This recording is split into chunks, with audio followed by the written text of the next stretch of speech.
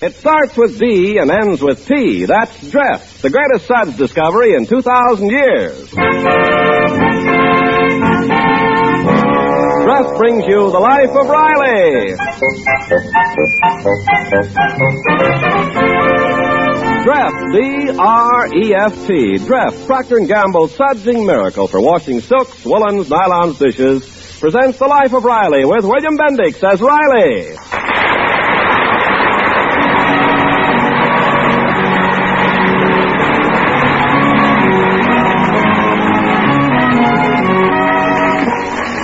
Every once in a while, Chester A. Riley comes to the conclusion that he's losing the love of his wife, Peg. This time our story starts with a chair, an old corduroy-covered Morris chair, which Riley's mother gave them 17 years ago for a wedding present. Every evening, Riley, with a sigh of satisfaction, would settle down in his old Morris chair.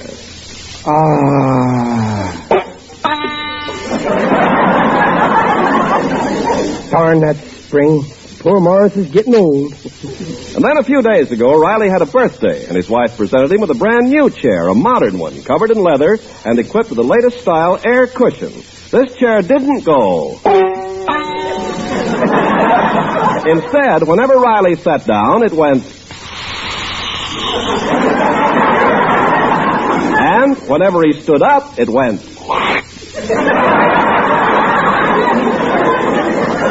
Ah, what a chair. It ain't every wife who'd give her husband a gorgeous chair like this. That's because she's so crazy about me. Ah, she's a lucky woman. The days passed, and Riley was a happy man, secure in the knowledge that his wife adored him. Until one night, Riley and his wife and their neighbor Jim Gillis were on their way home from the movies. Oh, my, I enjoyed that movie. Didn't you, Mr. Gillis? Oh, yeah, I'm a fiend for them pictures about the olden days. I get a kick out of seeing all them aristocrats. The dukes with their duchesses, and the barons with their baronesses, and the counts with their discounts.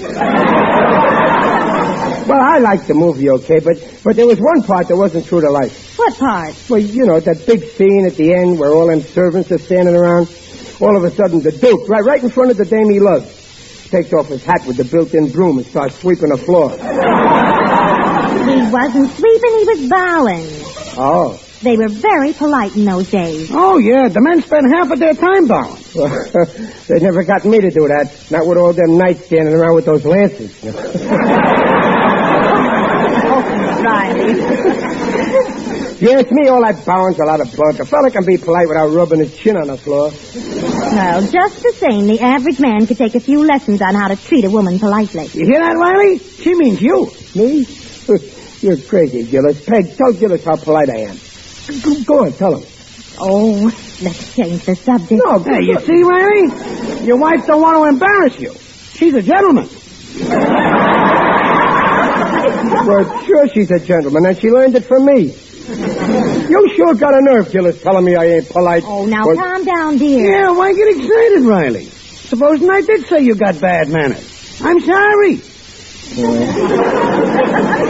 Well, I don't want it to get around. Who's got bad manners? Why, you... Riley, look, there's our bus. Hey, we'll miss it. Come on, let's make a run for it. Hey, wait a minute, wait. Hold it. Hey, hold it, driver. Hold the bus. Hold the bus there. We made it. There ain't another bus for an hour. Gee, it's crowded. And look, just what I expected. All the women are standing and all the men are sitting. Every one of them. Well, there's a woman sitting. That's the bus driver.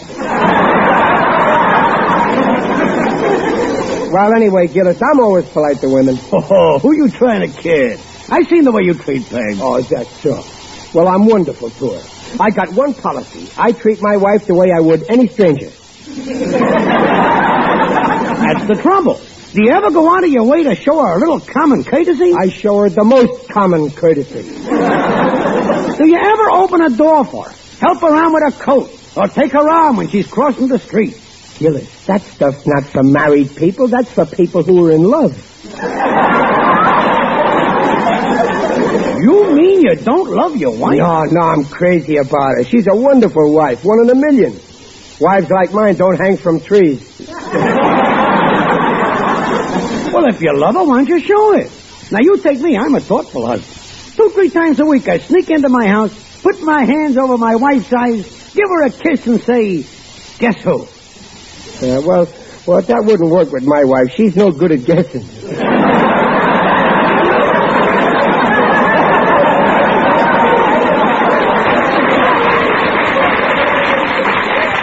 All right, have it your way, but don't say I didn't warn you. It's the little things that count with women. And one of these days, your wife's liable to get fed up with you. Well, you ain't scaring me, Gillis. I'm polite enough for my Peg. That's what you think.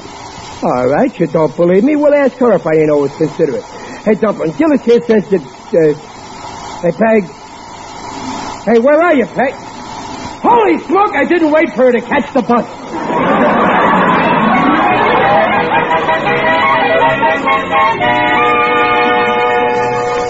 Here comes the bus, Gillis, at last. Peg must be on this one. Yeah, well, so long, No, wait a minute, Gillis. Oh, no, not me. After what you done to Peg, I'd rather face the wildest beast. So I'm going home to my wife. So long, Riley. See you in the hospital. Gillis, wait a minute. Don't leave. Wait. Darling, let me help you down. Thanks, sweetheart. Oh. Excuse me. I thought you... Oh, here you are, Dumpling. Well, where did you disappear to? Where did I? Well, of all the... Wait, Dumpling, wait. You ought to be ashamed of yourself. Running off like that and leaving me a blot behind. Some gentleman. But, Dumpling, it was a natural mistake. Natural. Apparently you never heard of the expression ladies first. But this was a bus, not a sinking ship.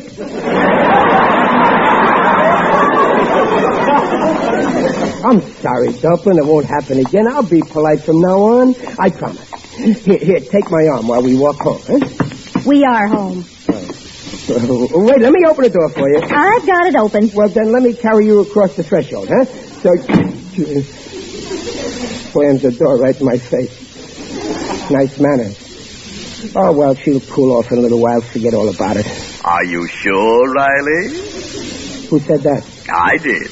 You remember me. I'm your conscience. I don't see you. Of course not. I'm in your head.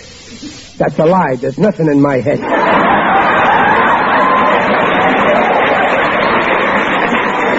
You can say that again. There's nothing in my head. Riley, Gillis was right. Keep on treating Peg the way you are and you'll lose her. Oh, who are you kidding? I treat her nice. Oh, come. Be honest. What about the bus just now? Oh, you were there? Of course I was. Everywhere you go, I go. When you get on the bus, I get on the bus. Why don't you pay the fare once? We're talking about you and Peg, that sweet woman giving you the best years of her life. When have you ever shown her any courtesy? Well, lots of times. Name one. Well, I'm always thinking of her. Like when my son Junior was going to be born and it was time for Peg to go to the hospital. Who ran to the drugstore in a raging blizzard to phone for a taxi? Your mother. Well, who loaned her the nickel? Never mind that. I'm talking about common, ordinary, everyday courtesy. When there's only one meatball left on the platter, do you let her have it? Well... When there's only one chair, do you let her have it? Ah, that's where I got you. Just yesterday we were in a place and there was only one chair and I let her have it instead of me. That was at the dentist. Face the facts, Riley. Admit you've been thoughtless and inconsiderate to your wife. Well, okay, you win. I admit it. I'm a beast. Do you want to lose your wife's love? No, I can't live without her. She's the most wonderful... Then mend your ways. Start being polite. Polite? Well, okay, I will. How do I start? Well, it's the little things that women appreciate. Cultivate little gestures, like standing up when she enters the room, or when she leaves it. Did you ever do that? Well, no, my feet hurt. I got cheap arch support. That's no excuse. No, you're right. I'm going right in and tell Peg how polite I'm going to be. No, don't tell her anything. Let your deeds speak for themselves. Yeah, that's a better idea. I'll cultivate myself and grow on her. Yeah. She'll notice the change in you, and she'll change, too. She'll become more affectionate, more tender, loving. Oh, I can hardly wait. From now on, I'm going to be a perfect gentleman. I'll keep my coat on at the table. I'll stand up when she comes into the room or goes out. And when there's only one meatball left, we'll split it.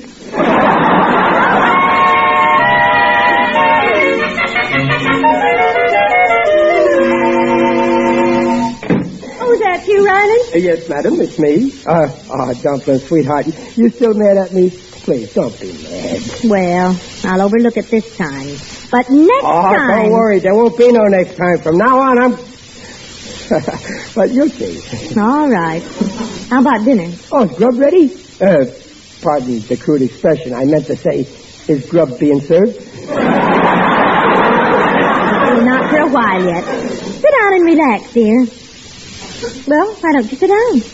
You sit down first. Riley, I haven't got time to play games. Well, I better go take a look at the roast. She's gone. Now it's okay to sit. Oh, I love this chair. Now I think I'll take a look at the paper and see what's happening in this busy old world. Where's Joe Palooka? Oh, here it is. Riley, dinner will be ready in just a moment. What's the matter? Why'd you jump up? Well, this is nothing. Well, would you like to sit in this chair you got me? Well, why? Isn't it comfortable? Oh, no, it's comfortable. I just thought... If that's your chair, I'll sit on the sofa. Okay, then I'll sit too. Oh, this is cozy. Mother, I baked the... Oh, hello, Daddy. Good evening, daughter Beth. Well, for heaven's sake, Riley, why are you so fidgety? Can't you sit still for a minute without jumping up? Oh, I'm dead. I just gotta sit down. Yeah, let's all sit down. Oh, Bab, did you turn the oven heat down to 300? Oh, I don't remember. I'll go and see. Oh, no. You sit there, dear. Hey, yeah, sit there, Bab. I'll go see. Oh, no, Mother. You rest. Let me look.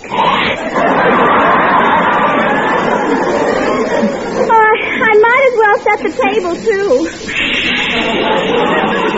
Oh, I better give her a hand. There you go again. My goodness, can't you relax? I'll call you when dinner's ready. Whew. Thank heaven they're gone. I never figured if you want to be a gentleman, you got to wear out the seat of your pants.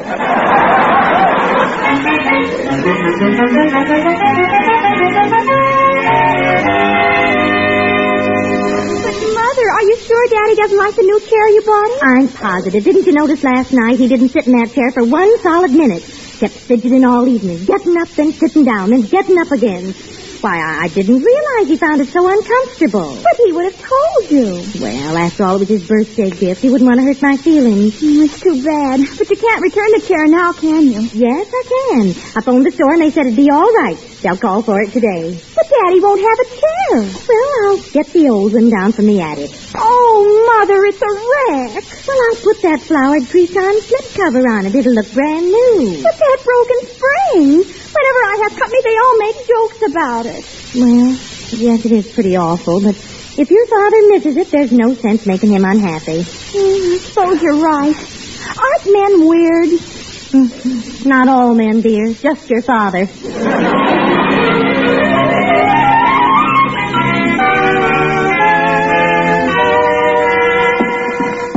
Easy now, Max.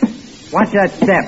This chair sure is heavy. Hey, Joe, wait. What's the idea? Where you going with my new chair? Taking it back to the store. Out of the way, mister. But you can't do that. Sorry, mister. We got our orders. Never mind orders. You take orders from the boss of this house. The lady said to take it back. Well, go on. You got your orders. Okay, Joe. Let's go. I don't understand. She's sending it back. My birthday gift. Why? You know why, Riley. Oh, it's you, Conscience. Why don't you leave me alone? I'll never leave you alone. I'll always be right here inside your head. All right, stay there. But you'll be sorry. One of these days, I'll stick my head in a cement mixer. Don't avoid the subject, Riley. Why did Peg return that chair to the store? Well, the chair was yellow. It clashed with my complexion. Yellow and green don't clash. Answer my question. Well, Was the air cushion. It made a draft. She was afraid I'd get pneumonia. You don't sit on your chest.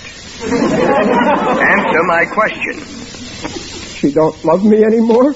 Oh, you do know why, don't you? Because I wasn't polite to her all these years. You didn't realize how important politeness is if you want to hold a woman. That's where I made my big mistake. I always thought being good-looking was enough.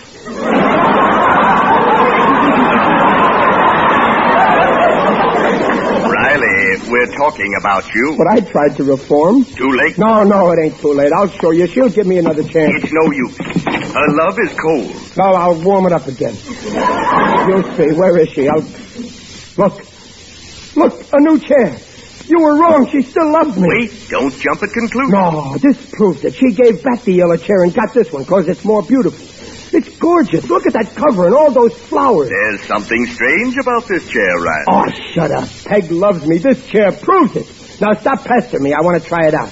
I bet it's even more comfortable than... It's the old chair, Riley.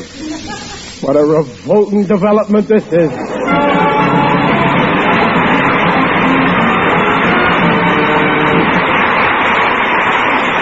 In a moment, Draft will bring you the second act of the life of Riley. Mrs. Riley's humming it. Babs is singing it. Women from coast to coast are repeating it. Yes, I mean our new Draft March. Ready? Draft. Draft your dishes and oh, how they shine. Shine without wiping in half of the time and look bright. Right. So don't you get left, get dressed. Sure, join the march to Draft. Procter & Gamble's amazing suds discovery that gets dishes so clean they shine even without wiping. It makes glasses sparkle, polished or not. Before the war, millions of women tested this wonderful new kind of suds. They agreed Draft's the greatest suds discovery in 2,000 years. Just imagine, Draft is the first suds in history to wash dishes without leaving cloudy streaks that have to be polished off. That's where Draft is different from soap. Draft's rich suds rinse clear, so dishes and glasses sparkle, towel or no towel. Another thing, no soap in the world gets rid of grease the way Draft does. And yet, Draft's kind of hands. First thing Monday, get Draft in the bright green package. See how Procter & Gamble's Sudsing Miracle Draft makes dishes shine even without wiping. Don't get left. Get Draft. And now back to the life of Riley with William Bendix as Riley. Well, this time, poor Riley's trouble started with a birthday present, an easy chair which his wife bought him. Having resolved to be more polite and gentlemanly in the future, Riley kept jumping up every time his wife or daughter entered or left the room. This convinced Mrs. Riley that the new chair wasn't comfortable, so she returned it and replaced it with his old broken Morris chair. And now, sensitive Riley thinks he's lost her love, but he's keeping it to himself. But, Babs, if the old chair makes your father happy... I know it does, Mother, but it doesn't go with the rest of the furniture. Well, I thought the slipcover was very pretty. Well, the slipcover's fine, but the chair's such an eyesore. Oh, it's not as bad as all that. You'll just have to put up with it. Where'd you ever get it anyway? Well, it was a wedding gift from your father's mother. It's so out of place. Every time I look at it, it makes me positively ill. Riley? What is it, Conscience? How long are you going to sit out here on the porch? I'm cold. Oh, leave me alone, Conscience. My Peg don't love me no more, and I can't blame her. I'm a failure as a husband. Poor Riley. It may not be as bad as you think. Maybe there's still a chance. Peg's in the kitchen. Ask her to forgive you. She's done it before. That's right. She's the forgiving kind. I remember on our wedding day when I missed the train and she had to go on our honeymoon without me. She didn't seem to mind at all. Then go on. Go to her at once. Yeah, I'll go. Well, open the door and go in. Yeah, okay. No, wait. Listen. They're talking. Well, that's beside the point, Babs. Think of your father. They're talking about you, Riley. Yeah. After all, Babs, I can't stand the ugly old thing either.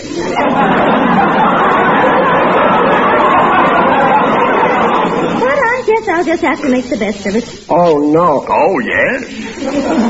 But honestly, Mother, when the girls come over, I'm ashamed to have them see such a mess. Posing in all the wrong places. I'll give up potatoes. And pastry, too. You stay out of this. there's nothing I can do. After all, I am his wife. For 17 years, Mother, how on earth did you stand it? I thought you had better taste. Now, don't blame me. Blame his mother. My father's to blame, too. Don't let it worry you, dear. First chance I get, I'll get rid of that monstrosity. Come on, let's set the tape. Oh, Riley! Daddy, we didn't know you were home. I'll bet you didn't. Riley, did you look in the living room? The chair. Yeah, I saw it. Well, I decided... That's all right. You don't have to say any more. I got what's coming to me. Now, excuse me, I'm busy. Well, did you ever see such a conceited man?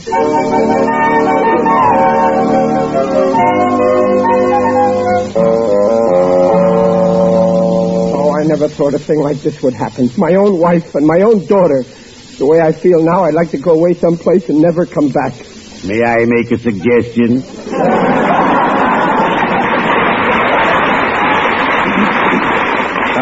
Who's that? It is I, Digby Odell, the friendly undertaker. Oh, I didn't see you, Digger. Greetings, Riley. You're looking fine. Very natural.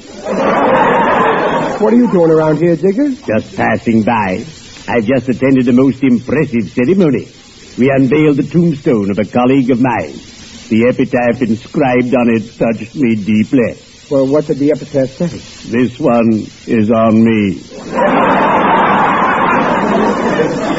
But you seem troubled, my friend. Oh, Digger, it's my wife. Ah, wives can be a problem. Now you take my wife, Brunhilda. She has a most annoying habit. At the dinner table, she serves me first and says, "Here, Odell, dig in."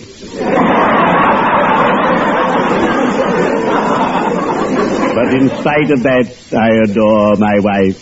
She's okay. Well, I love mine, too, but the trouble is she don't love me.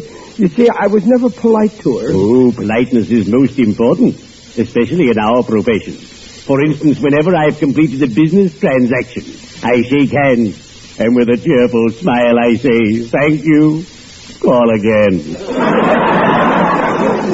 Well, I tried making it up to my wife by being extra polite, but I guess it's hopeless. Never say that. In our profession, we have a theory. Though troubles beset him and worries besiege him and fate may harry him, a man may be down, but he's never out until they carry him. I don't know what to do. Ah, if only you could make one supreme beau geste. No, I'm no good at telling jokes. No, I mean one extravagant gesture of gallantry, like the one Sir Walter Raleigh made for good Queen Bess. He won her eternal love. Yeah, what did he do? He threw a cloak across a puddle, so the Queen should not wet her dainty feet. That did it. It did? Well, if he can do it, so can I. Oh, Riley, you're not serious. Yes, I am. I'll try anything to win back Peg, and I'll do it, too. All I need is a puddle. Well, I hope you know what you're doing. Go find a puddle. But remember, if you get in too deep, even I won't be able to pull you out. Well, cheerio. I'd better be shoveling off.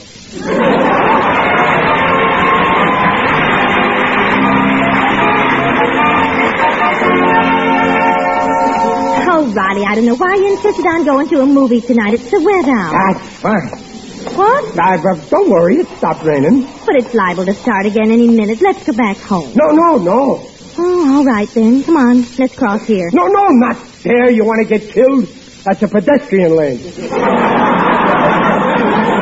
Let's cross here. Well, all right, come on. Wait, there's a puddle. Well, that's all right. I'll step over it. Oh, no, not my little wife. Here, allow me. Riley, what are you doing? Well, I'm going to put this coat across it so my darling Queen shouldn't get his tootsies wet. Stop it! You must be out of your mind. There you are. Step on it, Queenie. And remember, it's through the courtesy of Sir Chester Riley. You! Oh! I could actually hit you. But, darling, How could you be so... Look what you've done. Sweetheart, I was only being polite, like Sir Walter Riley. He put a coat over the puddle, and the Queen loved him for it. I only did what he did. Yes, but you used my coat.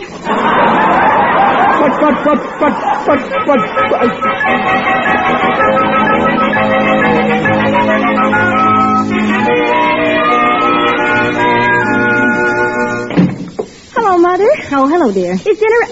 Mother, the new chair, you got it back again. Yes, this afternoon. I phoned the store, and luckily they still had it. But Daddy doesn't... I don't care. After what he did to my coat last night, I'm not going to worry about his comfort anymore. I want a new chair in the living room, and he'll just have to put up with it, even if he hates it. Peg! Now for the fireworks. I'm ready for him. Yes? Oh, Peg, are you still... Oh, Dublin, the new chair, you got it back. It worked. You love me after all.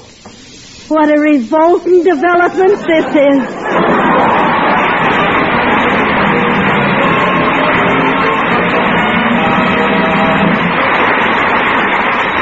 The Rileys will return in a moment. But now, a word to you ladies who like pretty lingerie, silk stockings, fluffy woolens. Dress Suds offers you brighter, fresher, safer cleaning for those nice washables than any suds before in history. Yes, dress your stockings after every wearing, and they'll look lovelier and wear longer. In fact, Dress keeps stockings looking sheer as new. Dress your undies, too. Dress Gentle Suds keep lingerie colors bright and sparkling, washing after washing. And your nice new woolen, sweaters, and baby things. With Dress, they'll look softer and fluffier than ever before. You see, Dress is different from soap. All soaps leave a dulling soap deposit in fabrics, no matter how thoroughly you rinse them.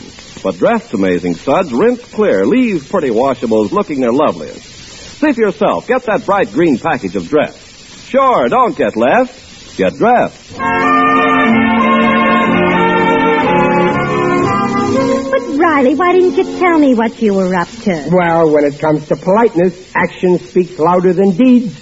And now, wilt thou honor me with a kiss, beloved? All right, Sir Walter. But will you do me one favor? Anything. Don't forget, from now on, I'm a gentleman. What's the favor? Don't be a gentleman. Just be yourself. No sooner said than done. Come on, pucker up, babe.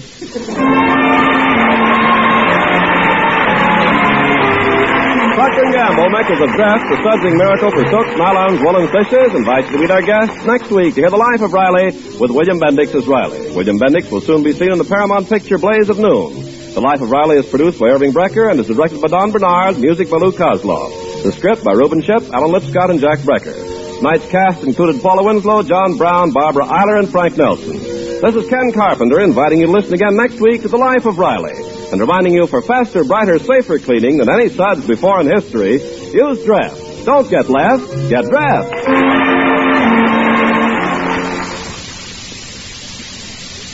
Hi there, what glamorous hair? Then listen to this. For lovely, shining hair, use Dream Shampoo. For brilliance, glamour, you'll see what we mean.